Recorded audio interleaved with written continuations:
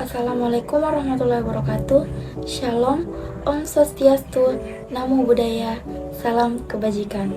Perkenalkan, kami mahasiswa-mahasiswi dari Program Studi Pendidikan Teknologi Pertanian Fakultas Teknik Universitas Negeri Makassar semester 1. Kami membuat video ini bertujuan untuk memenuhi salah satu tugas kami dengan mata kuliah pengantar pendidikan kejuruan dengan dosen pengampu kami, Bapak Dr. Muhammad Rais, SPD MT yang terhormat.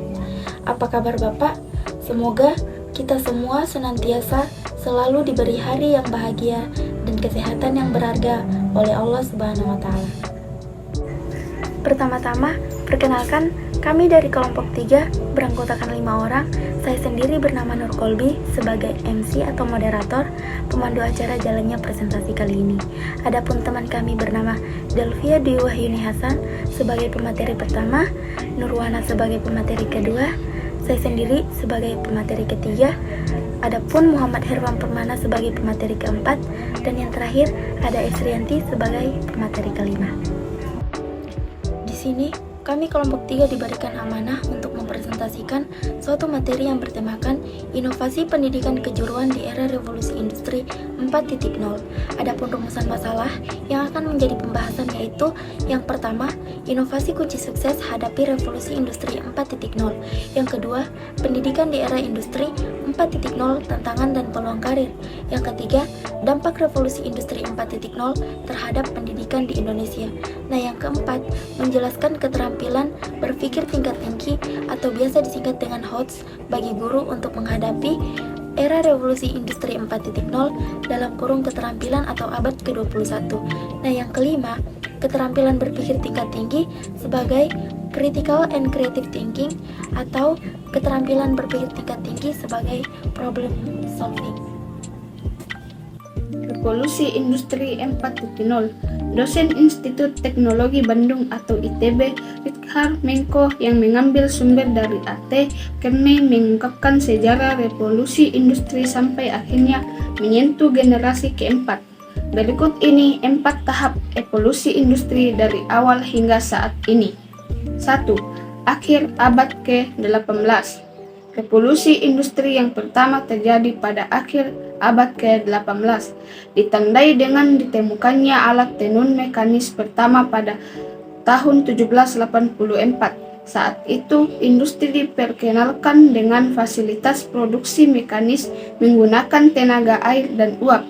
Peralatan kerja yang awalnya bergantung pada tenaga manusia dan hewan akhirnya digantikan dengan mesin tersebut. Banyak orang mengganggu, tapi produksi diyakini berlipat ganda. Kedua, awal abad ke-20.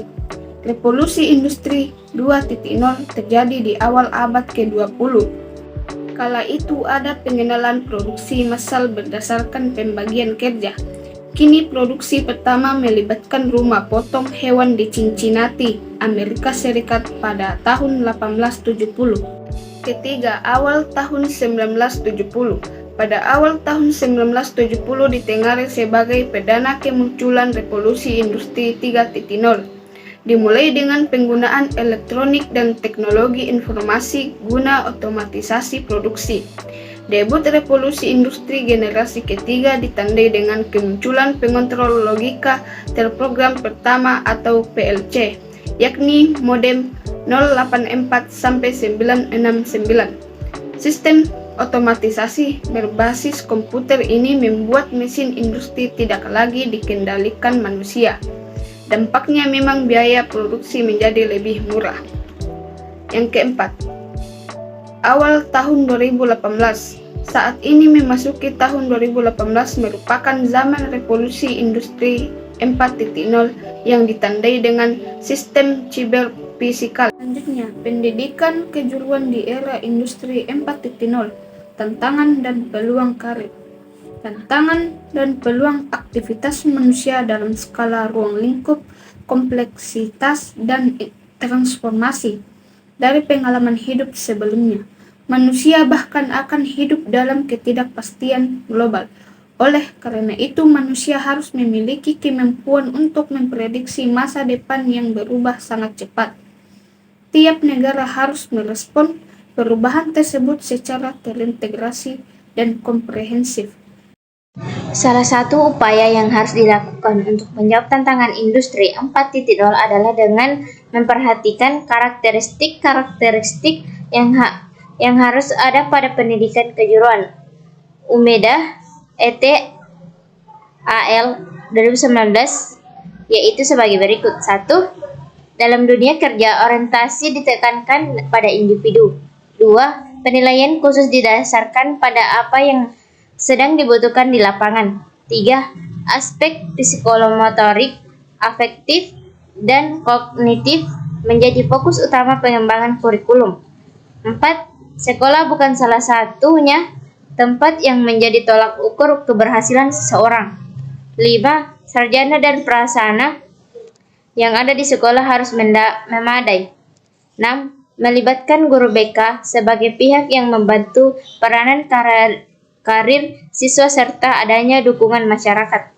Adapun aspek-aspek sistem pembelajaran yang harus direvitalisasi yaitu 1. Bahan-bahan pembelajaran yang berbasis teknologi informasi dan komunikasi. 2. Kurikulum dan pendidikan berkarakter. 3. Penyelarasan. 4. Kewirausahaan. Dan 5. Evaluasi. Adapun aspek satuan pendidik yaitu 1. Unit sekolah baru dan ruang kelas baru. 2. Ruang kelas belajar lainnya. 3. Ruang kelas. 4. Asrama siswa dan guru. 5. Peralatan. Dan 6. Manajemen dan kultur sekolah. Aspek peserta didik yaitu 1. Pemberian beasiswa dan 2. Pengembangan bakat minat. Aspek pendidik dan tenaga kependidikan meliputi 1. Penyediaan tenaga kerja. 2. Distribusi. 3. Kualifikasi. 4. Sertifikasi. 5. Pelatihan. 6. Karir dan kesejahteraan. Dan 7. Penghargaan dan perlindungan. Era revolusi industri 4.0 akan berdampak pada peran pendidikan, khususnya peran pendidiknya.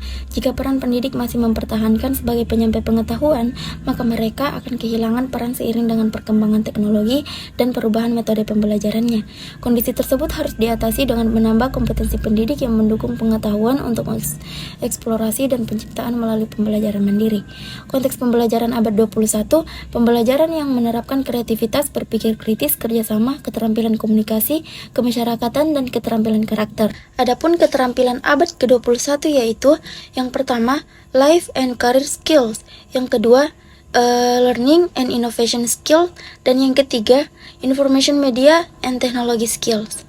Pada skema yang dikembangkan oleh pembelajaran abad ke-21, diperjelas dengan tambahan core subject 3R.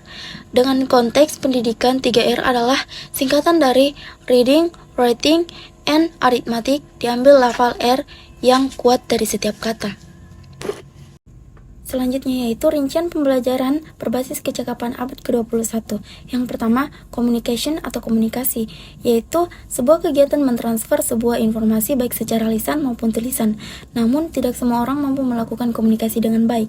Terkadang, ada orang yang mampu menyampaikan semua informasi secara lisan, namun tidak secara tulisan, ataupun sebaliknya.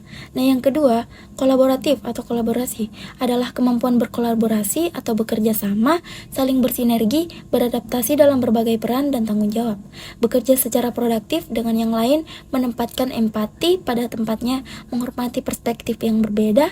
Kolaborasi juga memiliki arti mampu menjalankan tanggung jawab pribadi dan fleksibilitas secara pribadi pada tempat kerja dan hubungan masyarakat, menempatkan dan mencapai standar dan tujuan yang tinggi untuk diri sendiri dan orang lain, memaklumi kerancauan. Keterampilan berpikir tingkat tinggi dalam kurung HOTS bagi guru untuk menghadapi revolusi industri 4.0 dalam kurung milenial atau abad 21. 1. Konsep berpikir tingkat tinggi. Keterampilan berpikir tingkat tinggi yang dalam bahasa umum dikenal sebagai higher order thinking skill dalam kurung HOTS dipicu oleh 4 kondisi. A. Sebuah situasi belajar tertentu yang memerlukan strategi pembelajaran yang spesifik dan tidak dapat digunakan di situasi belajar lainnya. B.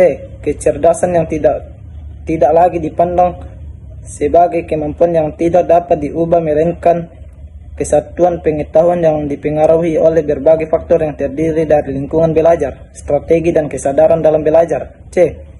Pemahaman pandangan yang telah bergeser dari unidimensi, linear, hierarki, atau spiral menuju pemahaman pandangan ke multidimensi dan interaktif. D.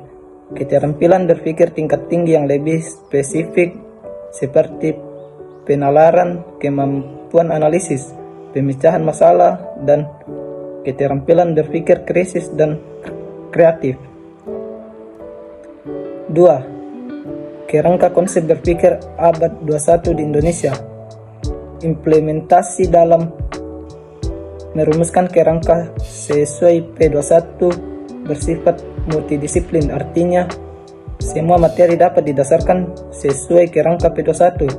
Untuk melengkapi kerangka P21 sesuai dengan tuntutan pendidikan di Indonesia berdasarkan hasil kajian dokumen pada Undang-Undang Sisdiknas, Nawasit, dan RPJMN Pendidikan Dasar, Menengah, dan Tinggi diperoleh 2 standar tambahan sesuai dengan kebijakan kurikulum dan kebijakan pemerintah, yaitu sesuai dengan penguatan pendidikan karakter pada pengembangan karakter dan nilai spiritual. Keterampilan berpikir tingkat tinggi sebagai critical dan creative thinking. John Dewey mengemukakan bahwa berpikir kritis secara esensial sebagai sebuah proses aktif, di mana seseorang berpikir segala hal secara mendalam, mengajukan berbagai pertanyaan, menemukan informasi yang relevan daripada menunggu informasi secara pasif. Fisher 2009.